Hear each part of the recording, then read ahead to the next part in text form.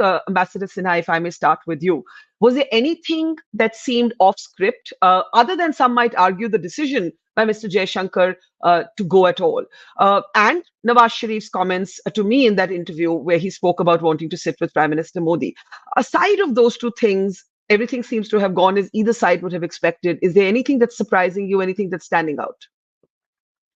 No, I don't think so. I think the fact that he went for this meeting means that India wants to maintain an even keel in its relations with both the organization and Pakistan. If you recall, when the meeting took place in India, it was, I think, Bilawal Bhutto who had come down as foreign minister. Mm-hmm. So that parity has been maintained. As far as the organization is concerned, this was a meeting of the heads of governments. A few months earlier, there was a meeting of the heads of states, in which, again, Jaishankar was there, which means that India wants to keep its participation in the SCO at a certain low-key level. It has not participated at the level of the Prime Minister. The meeting that took place in India was held online because there was a different in the circumstance. So I think it's just maintaining the formality of keeping the relations with Pakistan, the bilateral relations, on an even keel, as well as our participation in the SCO. So I would agree with you. There's nothing extraordinary, but the very fact that the meeting took place, that the visit took place, is, I think, has a certain significance. Before I open it up, Ambassador Dileep Sinha, the reference to terrorism and India's concerns on terrorism was as expected, but there will be an endless sort of decoding of that handshake, not one but two. The fact that there was no hug. This is what journalists are left to do when they run out of access to information. Is there anything at all that you think India and Pakistan could pick up the pieces on? Jaishankar said today that terrorism and trade can't coexist. So the expectation that maybe trade ties could be resumed. That's not happening, though it's important to remember that Pakistan suspended trade ties after the abrogation of 370. And as Jaishankar was in Pakistan, Omar Abdullah was taking oath as Jammu and Kashmir Chief Minister. So there are all of these many ironies. Do you see any movement in either the reinstatement of high commissioners or in trade ties at all after what Jaishankar said in Islamabad today? No, I don't, because if you recall, the high commissioners were removed by Pakistan after the Article 370 was abrogated. So that was a step taken by Pakistan. So it is for Pakistan then to decide whether it wants to go back and restore relations at that level.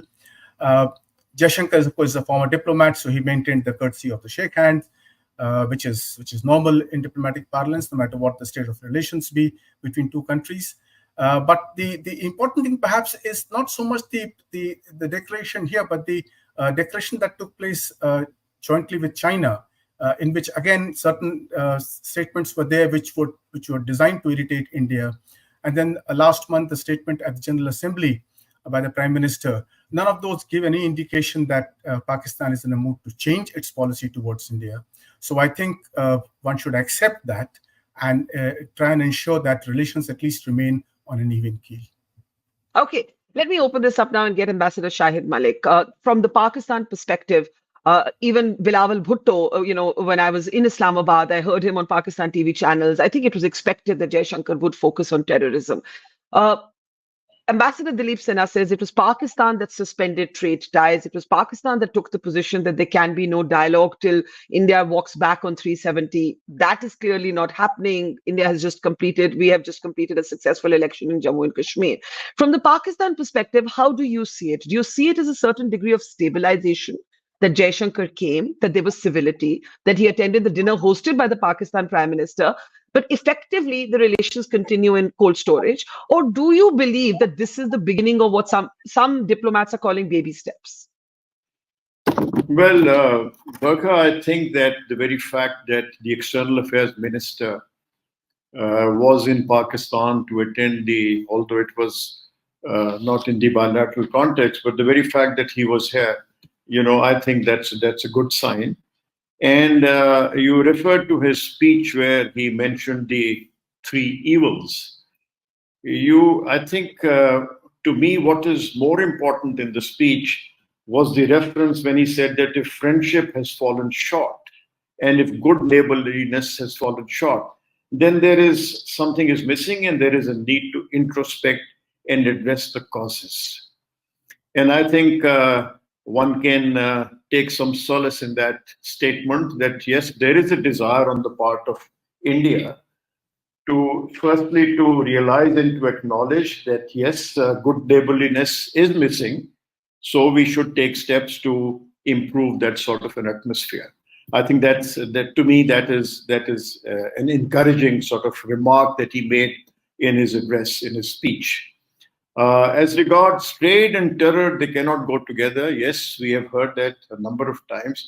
But let me remind you and the distinguished panelists that India, before we took this step, before that, India had imposed a 200% duty on all imports from Pakistan and had also done away with the MFN status which India had given us. And this was before we sort of stopped all trading links with India. So there is a certain background to this development relating to trade. As far as saying that terror and trade cannot go together, I mean, we are not shy of discussing this issue of terrorism because we have our own reasons to talk to India on this matter. And I have mentioned in other fora also that we are not averse to any discussion on terrorism. Let's sit down and at least talk about it. Even if we agree to disagree, Barkha, I think even that is an improvement over the current state of affairs. So that brings me to the point that let's sit down and talk about it. Even if it starts with terrorism, discussion on terrorism, so be it.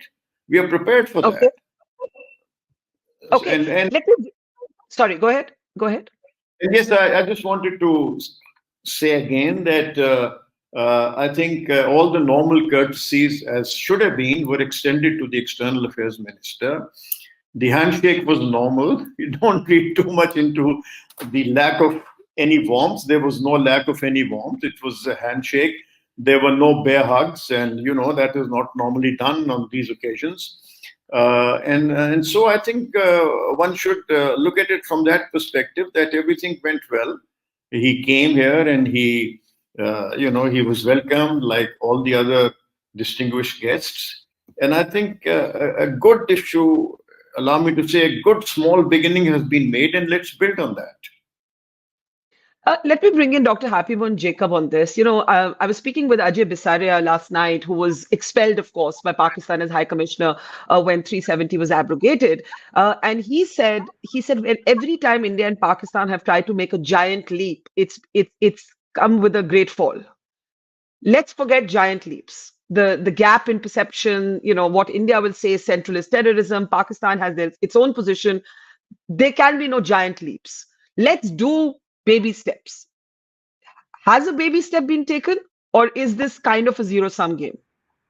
I tend to completely agree with Ambassador Bisaria here. I think we've sort of reached a stage of the age of minimalism in India-Pakistan relations. I think there is a dialogue fatigue with Pakistan from an Indian official perspective, at least.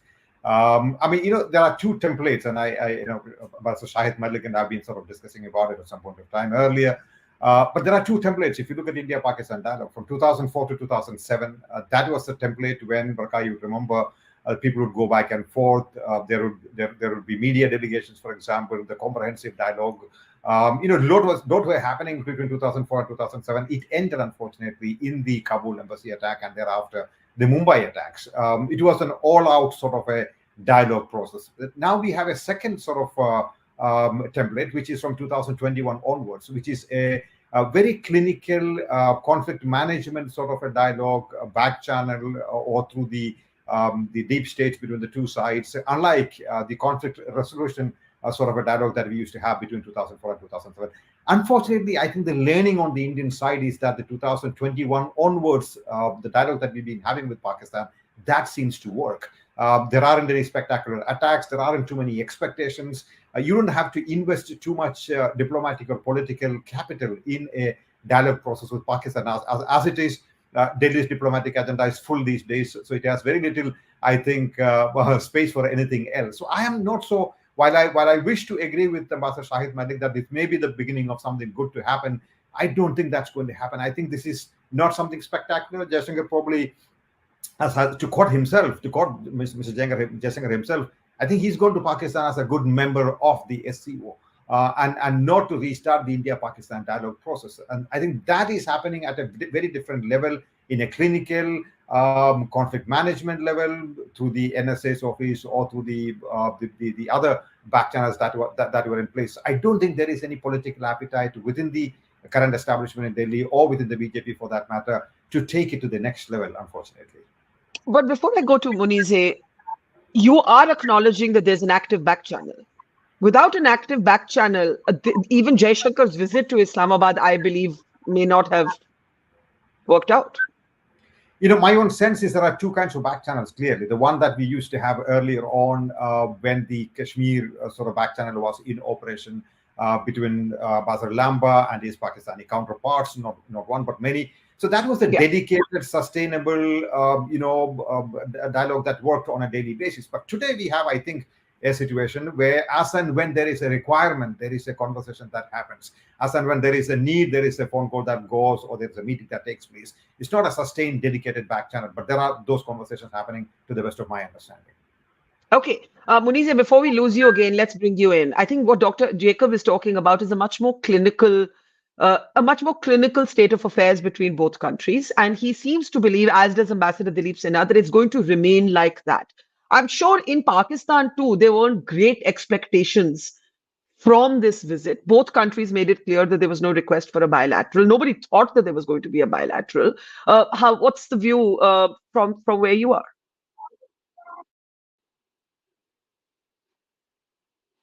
Well, I certainly think that there was an expectation. Certainly, I'm a journalist from the media perspective, that Dr. Jaishankar will at least speak to some of the media outlets here. I do remember last year when Bilawal Bhutto Zardari went to Goa, he spoke to 2 media outlets over there, and with pro-quo.